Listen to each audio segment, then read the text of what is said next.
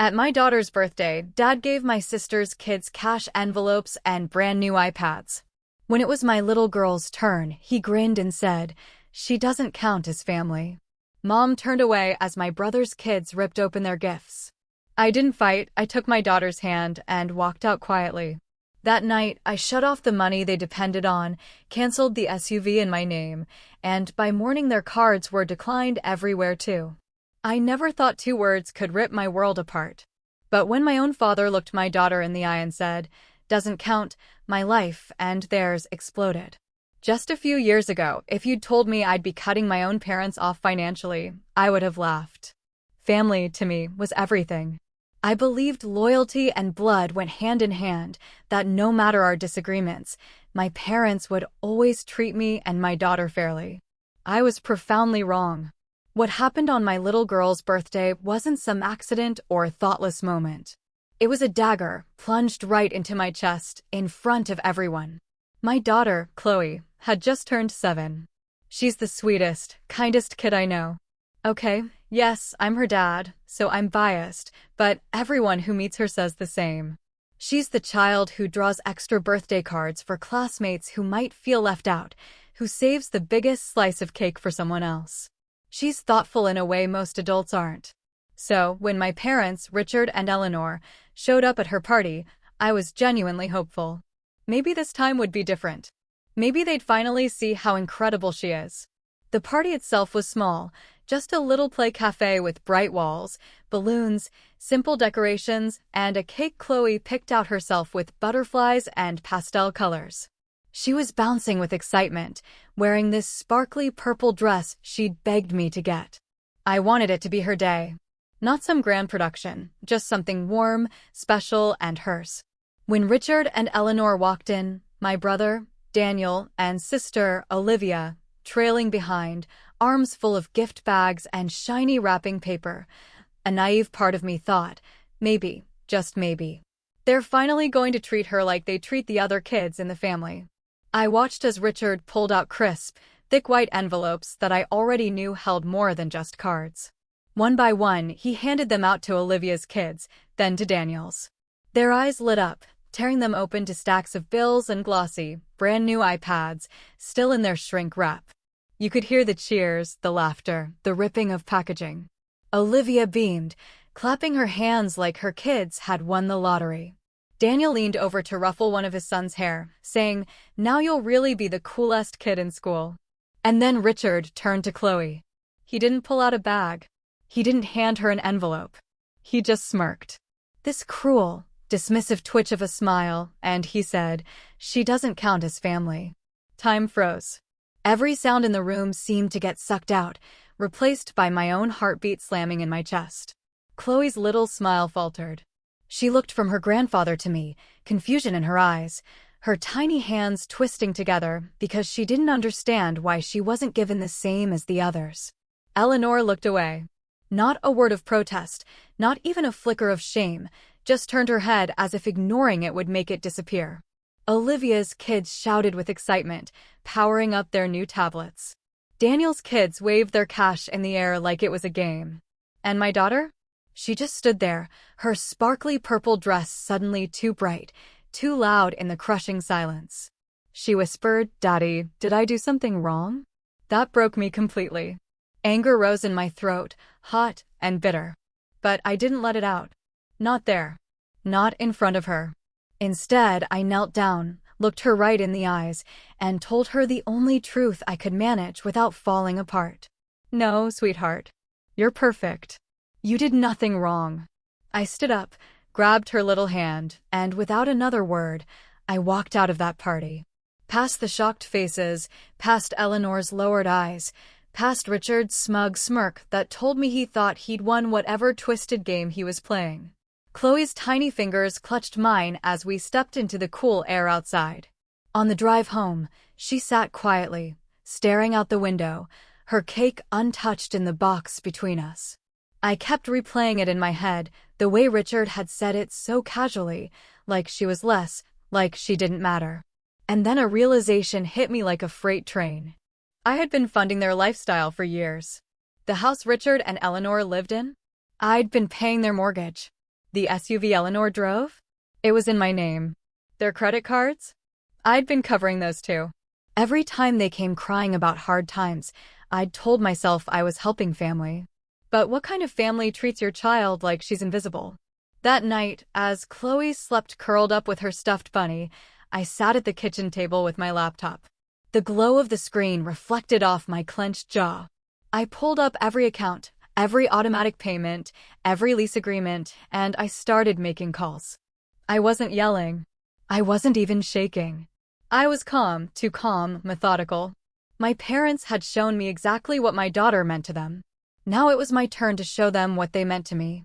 The first text messages came the next morning, panicked, confused, demanding to know why their cards weren't working at the grocery store, why the SUV wouldn't start, why the mortgage company had called. I didn't answer. I just poured myself a cup of coffee, sat back, and thought, maybe now they'll understand what it feels like to be told you don't count. But that was only the beginning. The next morning, my phone buzzed nonstop. I thought it was spam, but then I saw Eleanor's name lighting up again and again. Dozens of missed calls, stacks of texts. Ethan, something's wrong with the card. Did you change something with the SUV? It won't start. The bank says the mortgage hasn't cleared. What's going on? I stared at the messages. My coffee brewed in the background, filling the kitchen with its rich smell. It was surreal. For years, I'd been their safety net, the quiet fixer. Every time Richard and Eleanor overspent, every time Daniel took out a loan he couldn't repay, every time Olivia forgot a bill, it was me they leaned on. I never questioned it. They'd call it temporary help, or just until things get better. Somehow, it always became permanent. And now, with one night of cutting the cord, their world had cracked. I didn't reply. Not yet. Instead, I watched Chloe pour cereal into her bowl, humming softly, as if nothing had happened. She was too young to fully grasp yesterday's cruelty, but I saw the shadow of it in the way she hesitated before asking, "Daddy, are Grandma and Grandpa mad at me?" My heart tightened. I reached across the table, brushing a strand of hair from her face. "No, sweetheart. They're just figuring some things out. But listen to me. You didn't do anything wrong. You're the best part of this family. Never forget that." By the time I dropped her off at school, my phone was a war zone. Richard had finally chimed in, his text short and sharp. "Answer me. This isn't funny. You don't get to make decisions like this without consulting us." Consulting us? Like I hadn't been carrying them financially for years. Like they were in charge and I was some kid still living under their roof. I silenced the phone and went to work. But the silence didn't last. By noon, Daniel called. Unlike my parents, he didn't bother with pleasantries. "What did you do?" he snapped as I picked up. I heard kids yelling in the background, probably arguing over new iPads. "I don't know what you mean," I said, sipping my coffee calmly. "Don't play dumb, Ethan," he spat. "Mom's crying. Dad's furious. Their cards are getting declined left and right. And the SUV? What did you do to it? Did you seriously cancel everything overnight?" I let a beat of silence pass. "I didn't cancel anything that wasn't in my name." He cursed under his breath, then lowered his voice as if he didn't want his wife to hear. "You can't just pull the rug out like this. They depend on you. We depend on you.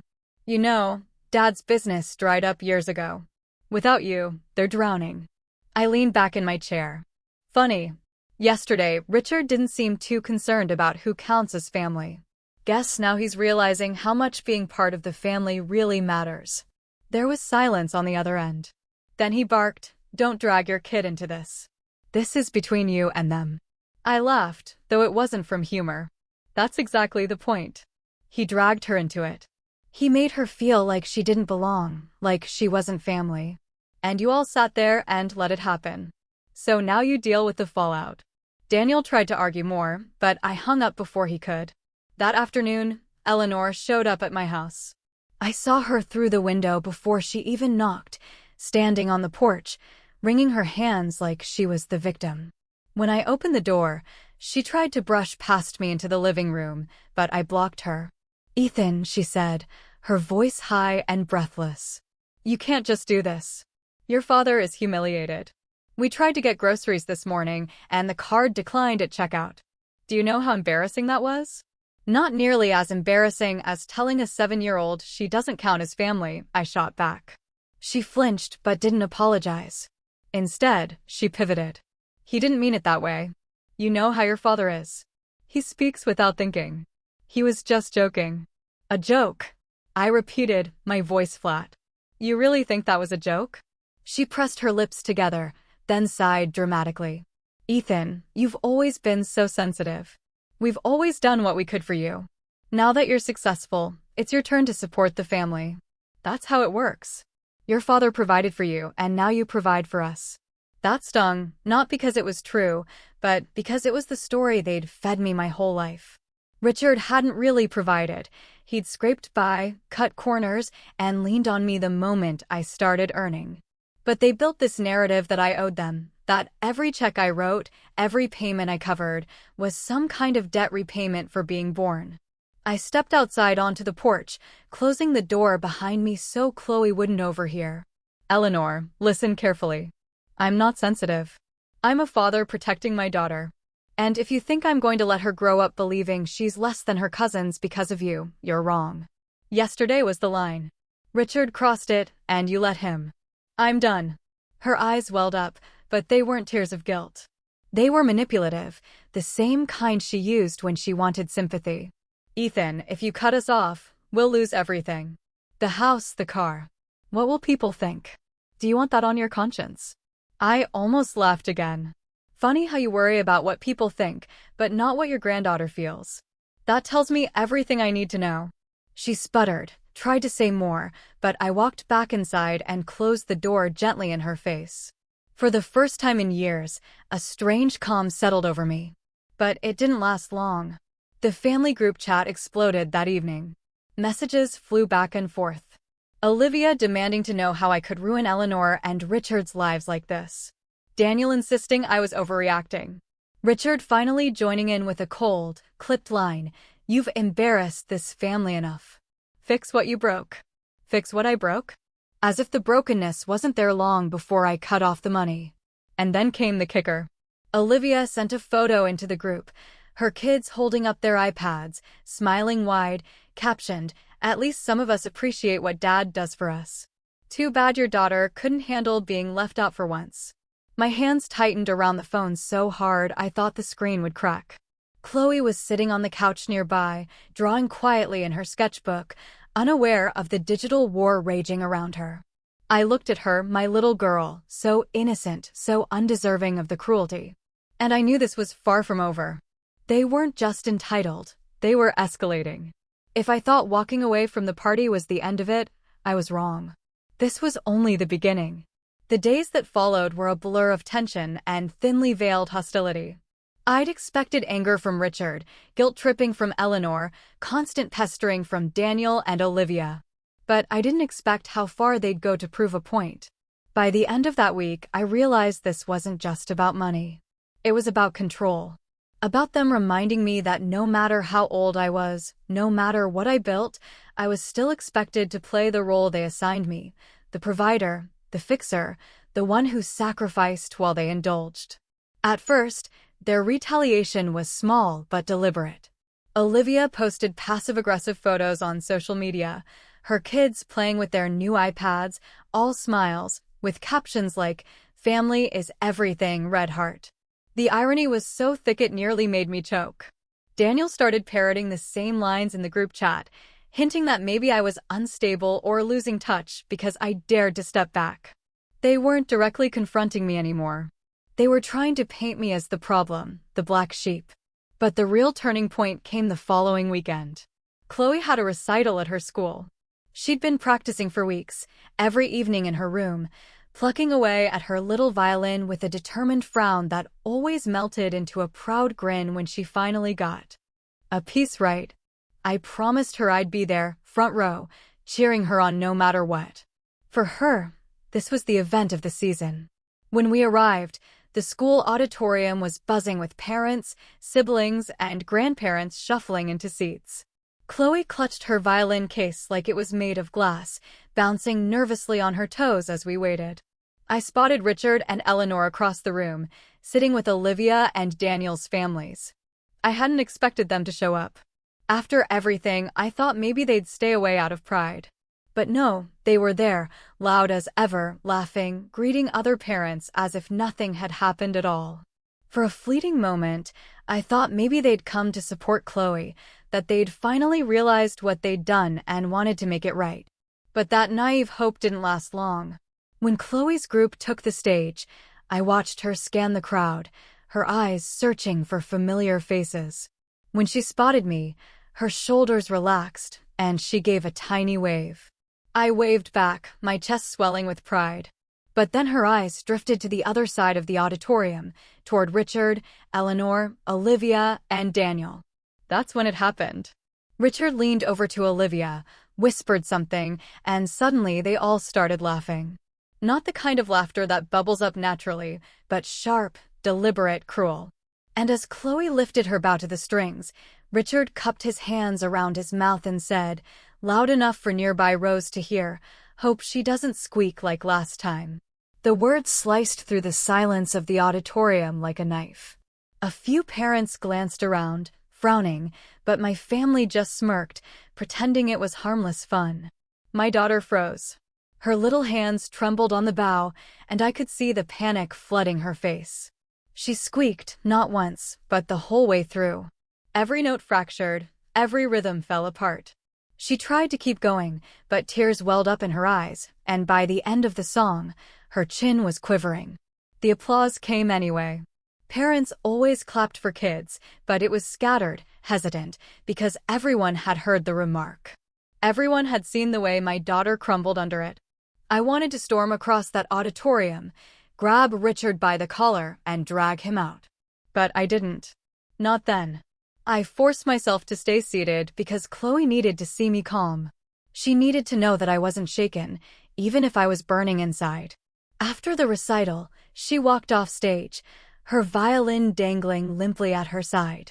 She didn't run into my arms the way she usually did. Instead, she whispered, "Daddy, why did Grandpa say that? Why would he laugh at me?" I crouched down, fighting to keep my voice steady. "Because some people don't know how to be kind, sweetheart. But you were brave up there, and that's what matters." Behind us, I heard my family gathering their things, laughing as if they hadn't just humiliated a child. Olivia's voice carried above the crowd. "Well, I guess she's not going to Juilliard anytime soon." More laughter. Eleanor didn't stop them. She didn't even look ashamed. That was the moment something inside me snapped. I had tolerated years of manipulation, years of being used like an ATM, years of being dismissed. But now it wasn't just me. They had come after Chloe intentionally, in public, and broken something pure inside her. It wasn't favoritism anymore. It wasn't passive neglect. It was cruelty, deliberate, targeted cruelty. On the ride home, Chloe sat silently in the back seat, her violin untouched beside her. Normally, she'd chatter all the way home, dissecting every detail of her performance, laughing about little mistakes, asking if I thought she did well. But that night, she just stared out the window, her reflection pale against the dark glass. I gripped the steering wheel so tight my knuckles whitened. My thoughts raced. Memories of every time they'd cut me down, every time they told me I owed them, every time they treated my daughter like she was less. And I realized with absolute clarity that I couldn't just cut them off financially. That was too easy for them to work around. No, I needed to take back something bigger, something they'd never expect. But before I even had the chance to formulate a plan, the betrayal deepened. The next morning, I found out Richard had been talking to Chloe's teacher. He had innocently pulled her aside after the recital and told her that Chloe was sensitive and not really cut out for music. He suggested she be placed in less demanding activities. The teacher, bless her, called me directly. She thought it was strange and inappropriate, reassuring me she wouldn't take his words seriously. But hearing it nearly made me sick. He wasn't just humiliating her publicly, he was trying to sabotage her privately. When I confronted him about it, he didn't even deny it. He just shrugged over the phone and said, "Better she learns now than wastes everyone's time later." That was it. That was the breaking point. The emotional turning point I couldn't come back from. I looked at my daughter that night, curled up in bed, her violin case tucked under the covers like she was trying to protect it from the world. And I made a silent promise. Whatever it took, however long it took, they would never hurt her like this again. And when I was done, they would regret ever thinking she didn't count. After the recital and that phone call from Chloe's teacher, something inside me shifted. Up until that point, I'd been angry, furious even. But I still held on to this thread of disbelief, thinking maybe they'd come to their senses, apologize, or deep down just didn't realize the damage they were causing. But when I realized Richard had gone out of his way to sabotage Chloe's music, it was like a curtain dropped. That thin, fragile hope for reconciliation was gone. I didn't sleep much that week. Nights stretched into hours of staring at the ceiling, my mind replaying everything over and over. The look on Chloe's face at her birthday party, the tears in her eyes on stage, Richard's smug smirk dismissing her as not family. Each memory cut deeper, not because of what it meant for me, but because of what it was doing to my daughter. I started to notice changes in her too. She was quieter, less bubbly. Her violin sat untouched in its case for days. When I gently asked if she wanted to practice, she shook her head and mumbled, "Maybe later." Later never came. It broke me to see her light dim like that. Chloe had always been this vibrant, glowing presence in my life. Her laughter could fill a room. Her imagination could turn an empty living room into a castle. Now it was like someone had poured water over that flame, leaving only smoke. And I knew exactly who had struck the match. At work, I found myself staring blankly at my computer screen, my mind wandering. My coworkers probably thought I was just tired. But the truth was I was unraveling inside. I'd spent years bending over backward to keep my family afloat, convincing myself it was what good sons did. In return, they treated the one person who mattered most to me as disposable. It wasn't just cruel, it was a betrayal of everything family was supposed to mean. The texts didn't stop either. Richard would alternate between icy silence and harsh demands. Restore the payments. Enough games. Then a day later, you'll regret this if you don't fix it. Eleanor leaned on guilt, sending long messages about how family isn't perfect, and we all make mistakes, and don't punish us over one little comment. She never mentioned the recital, or the teacher, or the deliberate cruelty. It was always framed like I was the one overreacting, like I was tearing the family apart. Olivia and Daniel chimed in too. You're embarrassing everyone. Don't make your daughter the center of your tantrums. Think about mom and dad's reputation. I didn't reply to any of them. Not once. But their voices lingered, echoing in my head when the house grew quiet at night. I'd pace the kitchen, a glass of water in my hand I barely remembered pouring. I'd wonder how I got here. How had I allowed myself to become so entangled, so obligated that cutting them off felt like sawing off a limb? How had I spent years financing people who couldn't even muster the decency to clap for my daughter? It was in those long, restless nights that the grief hit hardest, because it was grief. Grieving the parents I thought I had, the family I thought existed. I realized I had been clinging to an illusion, some childhood belief that if I just gave enough, they'd love me enough in return. But they didn't. Not me, and certainly not Chloe. The hardest moment came one evening when Chloe padded into the living room, dragging her violin behind her like it was too heavy to carry.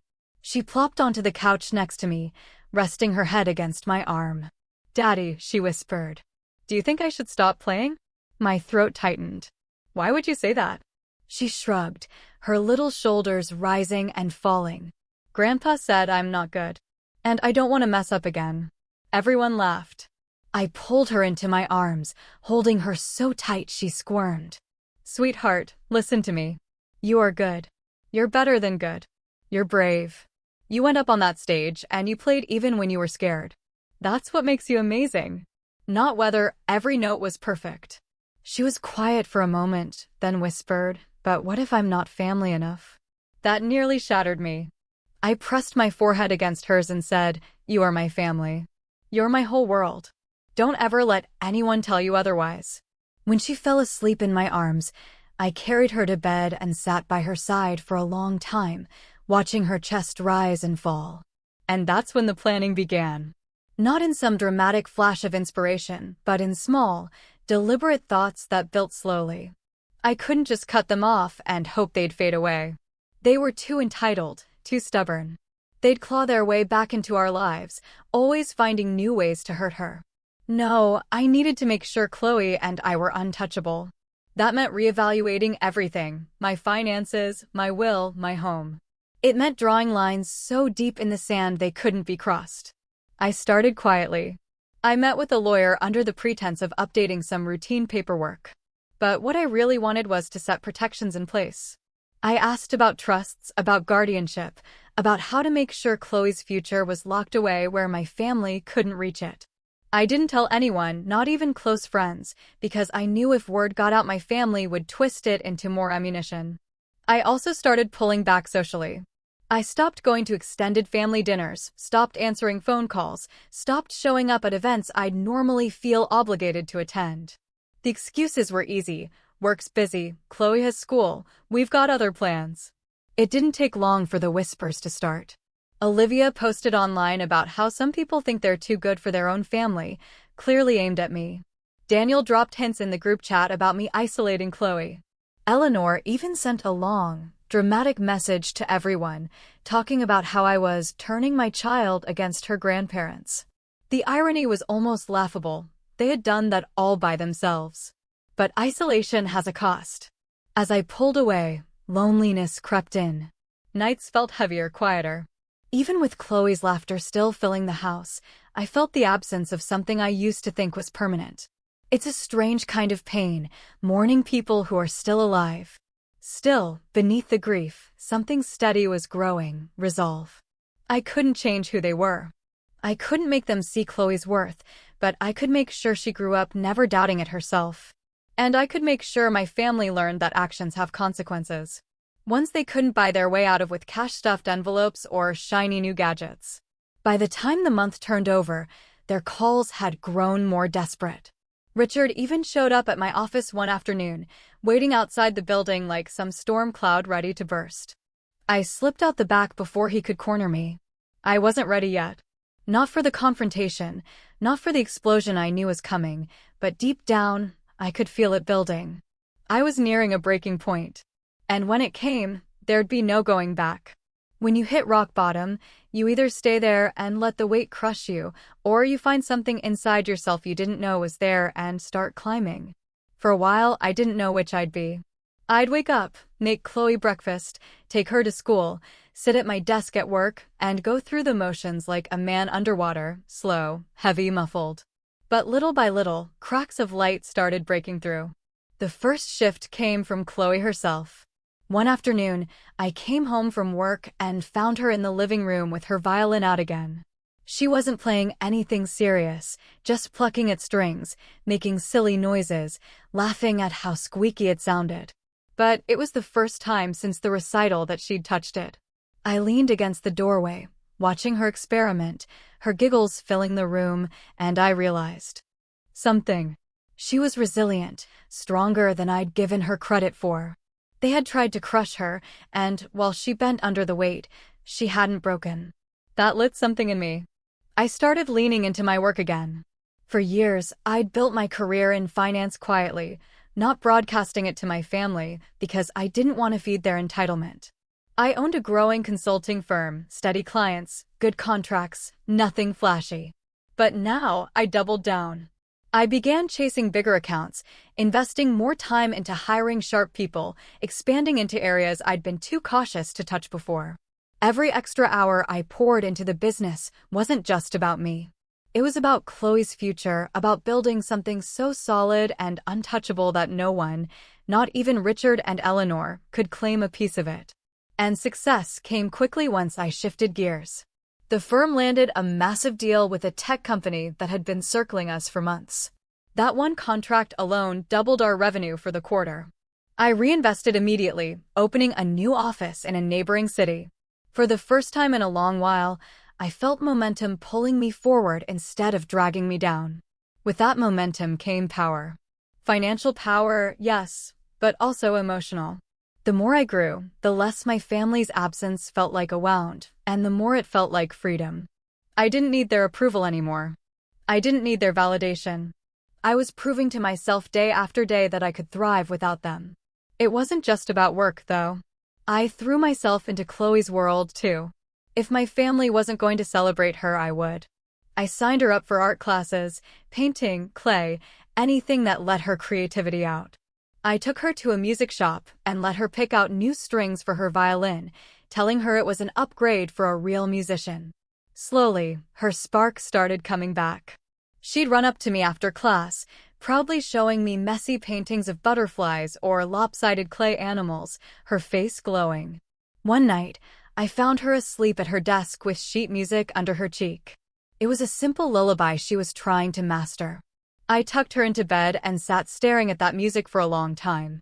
That tiny piece of paper with crooked notes penciled in by her small hand meant more than any check I'd ever written for my parents. Meanwhile, my family's decline was visible from a distance. Daniel had to sell his car after failing to make payments. Olivia posted cryptic rants online about fake people who abandoned their families. Richard and Eleanor's house, once meticulously maintained, started showing signs of neglect, the lawn overgrown, the shutters peeling. Word trickled back to me through mutual acquaintances. They were struggling, and yet they still tried to spin the story.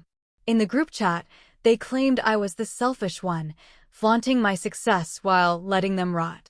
Richard even sent a message one night saying, "You wouldn't have anything if not for me. Remember who raised you?" I didn't reply. Instead, I focused on something that would make them irrelevant. I met again with my lawyer, expanding the plans I'd begun during my lowest point. We structured a trust for Chloe that secured every dollar I earned for her future. We built clauses that locked out any claim from relatives.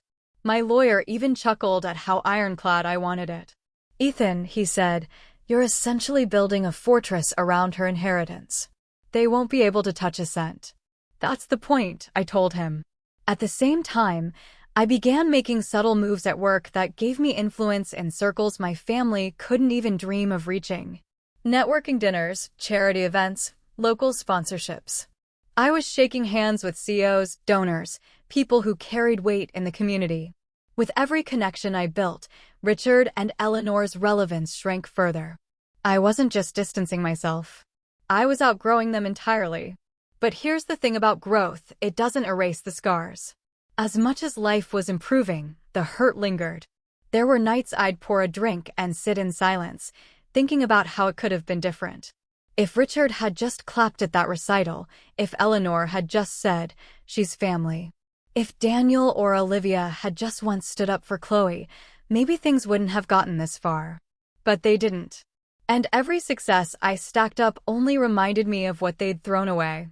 Chloe, though, she noticed the change. She'd crawl into my lap sometimes and say, "Daddy, you smile more now." That broke me in a different way. Because she was right. I was smiling more. Not because the pain was gone, but because I finally felt like I was steering our lives instead of being yanked around by guilt. One Saturday, I took her to the park, and while she ran ahead, chasing bubbles with other kids, I sat on a bench and let the sun warm my face. For the first time in months, I felt light. I realized that no matter what storm my family tried to throw at me, I was stronger now. Chloe was stronger, and together, we were building something better than the mess I came from. Of course, peace never lasts long. My family wasn't done. They couldn't accept that I was rising while they sank. The more they struggled, the more desperate they became. And desperate people make reckless choices. I didn't know it yet, but the real battle was only beginning. By the time spring rolled around, I had settled into a rhythm. Work was booming. Chloe was laughing again, and I had built a kind of invisible wall between us and the rest of my family. They were still trying, of course, still texting, still leaving voicemails, still posting their not-so-subtle digs on social media, but they were no longer getting through. At least not directly. But while I had finally pulled myself and Chloe into a place of stability, I couldn't shake the gnawing thought that this wasn't over. Richard and Eleanor weren't the type to slink away quietly. They thrived on control, on appearances, and on other people's money. Without me funding their lives, they were cornered animals, and cornered animals lash out. It was during this uneasy calm that something unexpected fell into my lap. One afternoon, my business partner forwarded me an email from a regional bank we sometimes dealt with. It was routine, just some financial statements, but attached at the bottom, I noticed a familiar name, Richard. Apparently, he'd been applying for a line of credit and had listed me as a guarantor. Without my consent. I stared at the document in disbelief. It had my name, my address, even my business listed. He had forged my information. My blood ran cold as I scrolled through the details.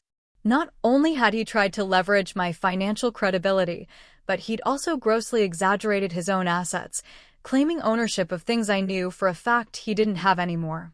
For years, I quietly bailed them out of incidents like this.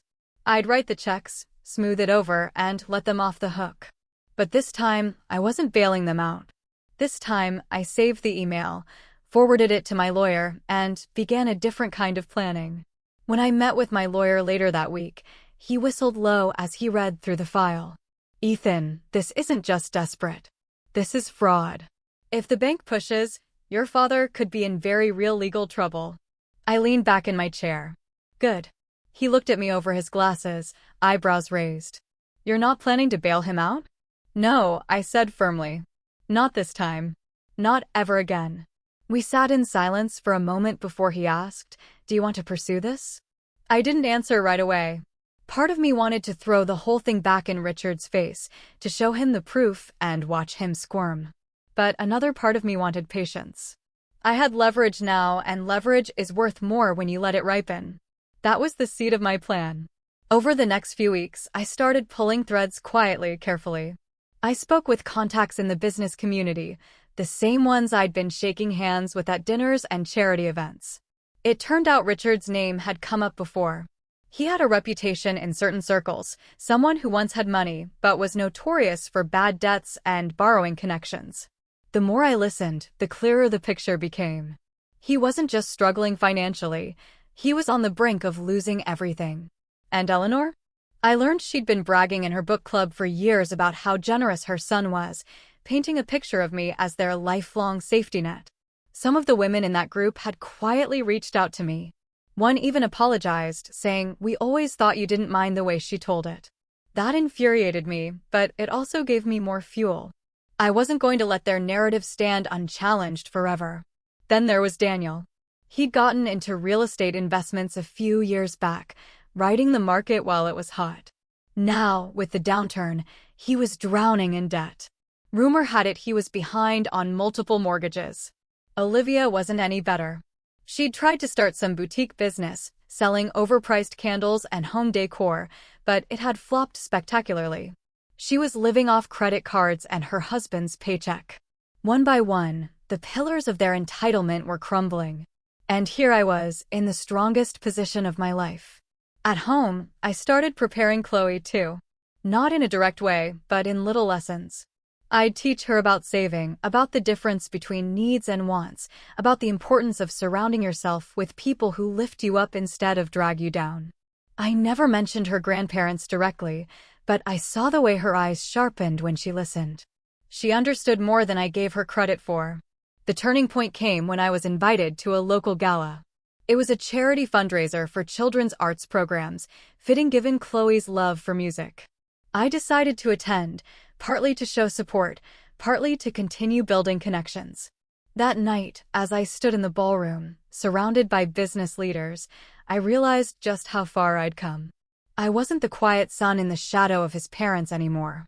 I was a man who could stand on his own, command respect, and build a future without anyone's permission. And then fate handed me another weapon. At the gala, I bumped into an old acquaintance who happened to work in municipal planning. We chatted casually, and he mentioned, almost in passing, that there was a new development project being reviewed, one that just so happened to border the neighborhood where Richard and Eleanor lived. He joked about how property taxes there were about to skyrocket if the project went through. That nugget stuck with me. My parents were already struggling to pay their bills. If taxes rose significantly, they'd be in even deeper trouble.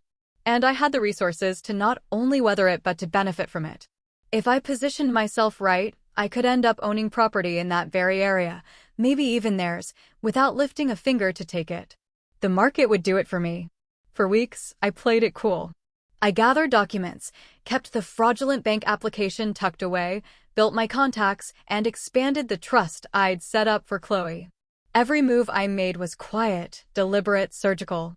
My family had no idea how far ahead I was setting the chessboard. They still thought they could bully me back into submission with guilt and insults. They had no clue I was about to turn the board upside down. It was around this time that Eleanor tried a new tactic. She showed up at Chloe's school unannounced. I got a call from the front office telling me that Grandma had stopped by with cookies for the kids. When I arrived, Eleanor was in the lobby, beaming like nothing had ever happened. Chloe, on the other hand, stood stiffly beside her, looking uncomfortable. "Ethan," Eleanor said brightly, as if we were in the middle of some happy reunion. I thought I'd surprise Chloe. I took Chloe's hand and looked Eleanor dead in the eye. "Don't ever come here unannounced again." Her smile faltered. "Oh, don't be dramatic. I'm her grandmother. I have every right to see her." "No," I said flatly. "You don't. Not anymore." The silence that followed was thick. Chloe squeezed my hand, and for the first time, I saw her look at her grandmother, not with confusion or longing, but with a kind of quiet resolve. That was the moment I knew I wasn't just protecting her anymore. I was teaching her how to protect herself. And while my family thought they were still playing the same old game, I was already 3 moves ahead. Because soon, very soon, I was going to use everything I'd learned, the forged documents, the financial instability, the community connections, and even the rising property taxes, to make sure they understood exactly what it meant when I said Chloe and I didn't count on them anymore. They always said things have a way of coming back around. They just never meant it would hit them. For me, I'd spent months laying the groundwork, legal locks around Chloe's future, quiet conversations with people who owed me favors, learning the slow language of municipal politics, and collecting proof. The forged bank document was the first domino. Once I handed that file to my lawyer, the bank's fraud department did what banks do when you hand them a smoking gun. They opened a formal investigation, froze the questionable applications, and started asking very uncomfortable questions. Richard called me a coward for not fixing it, like I owed him the privilege of bailing him out of his own lies. I didn't answer, but legal trouble is only half the equation. The other half was leverage. I had cultivated that, piece by piece. There were the property rumors I'd quietly confirmed at the gala. The development that would upend the neighborhood, the tax reassessments that were likely to follow. There were the names of the contractors and purchasing agents who would move first. There was the quiet account of Daniel's failed investments. His mortgages were fragile enough that one sudden tax spike would make them collapse like a house of cards. I didn't start the market forces. No, I simply positioned myself so that when the market moved, I could steer the consequences in ways that exposed more than just balances and ledgers. Early on a Tuesday, the dominoes started to fall. It began small and ordinary. Olivia's social feed lit up with the usual smiling family photos. Only this time, one of the photos had an unexpected caption. A mutual friend from the school committee, someone who'd heard the story from the fundraiser circuit, reposted an old picture of Richard and Eleanor with the line, "Funny how some families demand gratitude while treating others like dirt." The comment thread filled with questions. People I'd met at work, neighbors, even a few of the women from Eleanor's book club who'd privately sent me apologies. Suddenly, they were public. Olivia reacted the way entitled people do, defensively, with outrage and conspiracy theories. But outrage doesn't explain away screenshots or bank records when they're laid out in order. Then came the bank. They called Richard in for questioning about the guarantee. Their inquiries weren't secret. The bank's legal team made sure there was a paper trail. For the first time since I'd been paying the mortgage and the SUV lease, he had to sit across from strangers and explain why I was listed as a guarantor on loans he had no right to attach my name to. He fumbled. He lied. When the bank threatened to refer the case to the district attorney, his voice went small. There are few things more humiliating to someone who built a life around machismo than realizing it's not bluster that protects you. It's paper and signatures and truth. At the same time, Daniel's lender called him in about an accelerating default. A tax reassessment, followed by a home insurance reevaluation, had pushed his payments into arrears. Daniel's pride had kept him from asking me for help. He'd always loved the drama of outspending his means, but pride can't pay a mortgage when the math changes overnight. He sold the nicer of his cars in a panic and started floating messages about tough times on social media, the kind of thinly veiled pleas that used to come straight to my phone with begging eyes and just until next month. Not this time. And then, the most delicious little stroke of all, the SUV. I had canceled the lease months ago and put the car back into a holding account so the leasing company could take whatever action they needed. I'd ensured every return notice was legally spotless.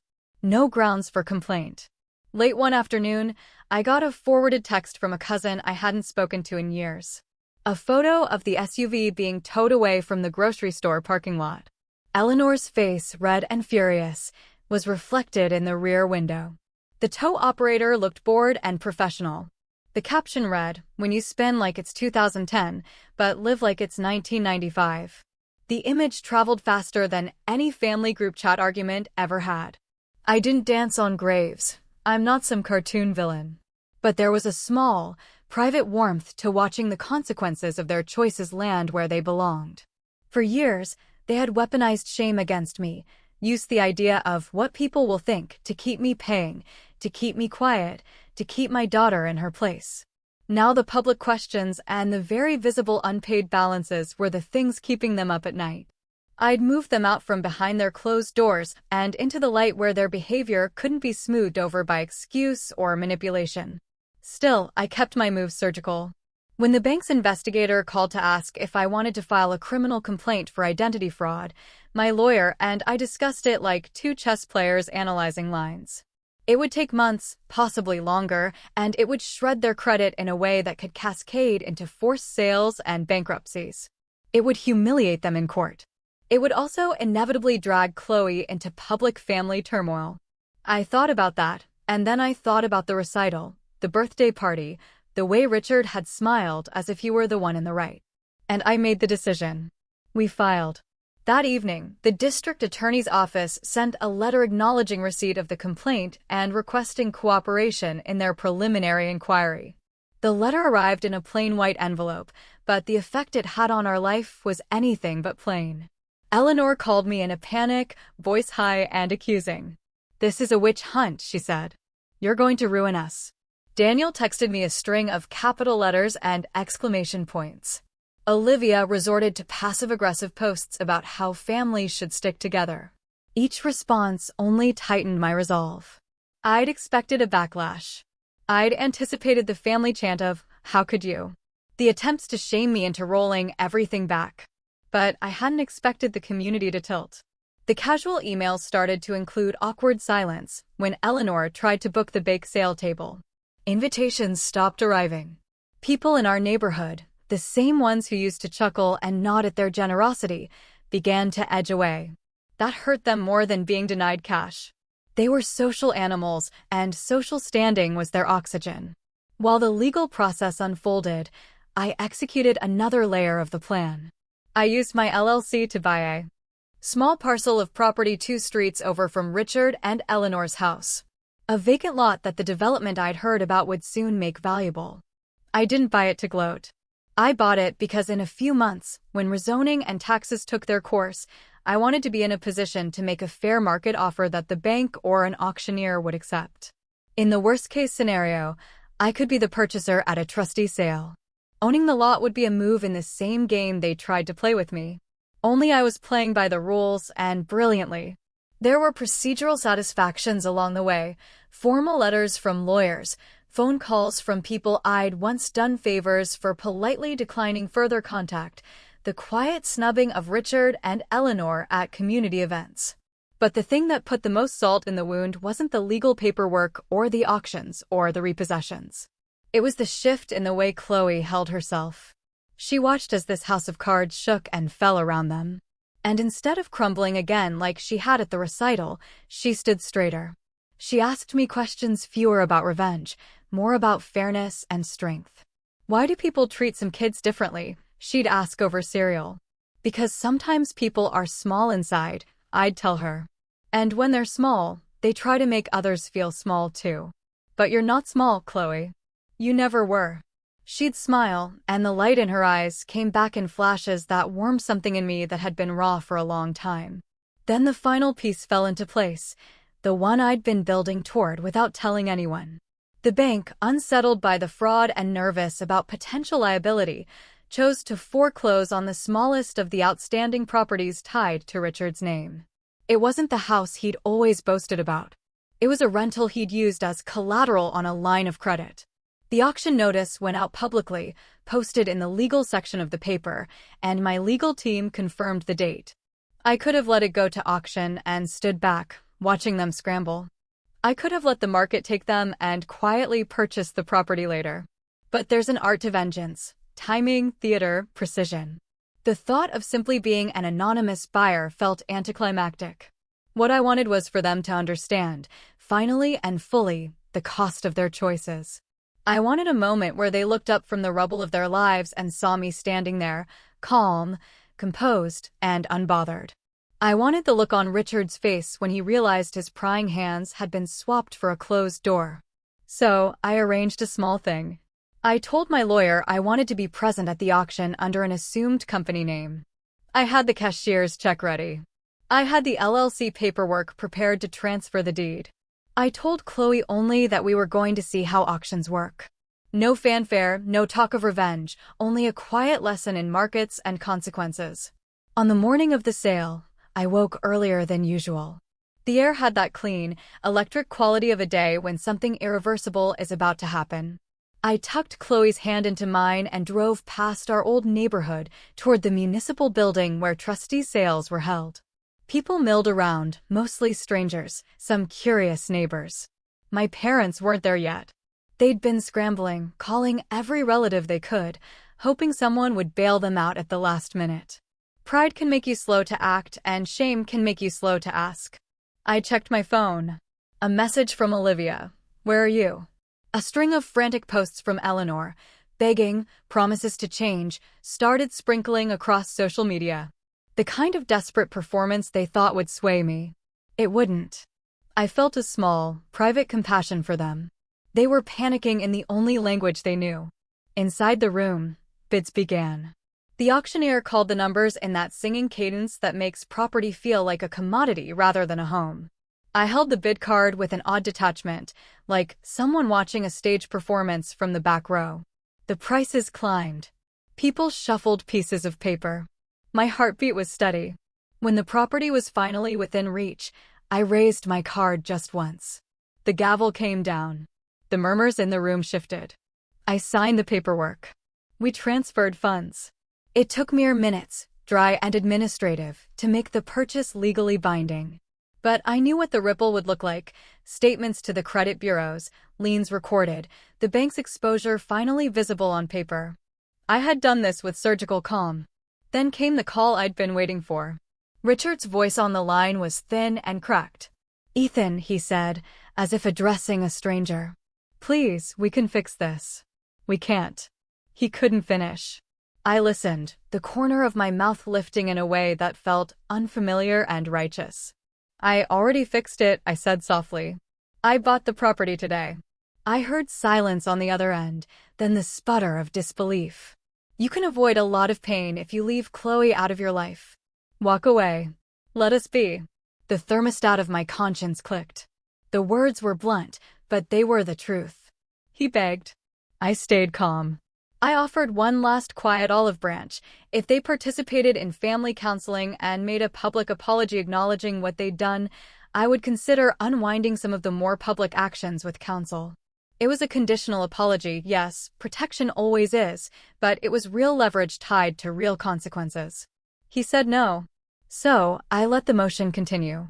As we drove back, Chloe chattered about how auctions were kind of like a game.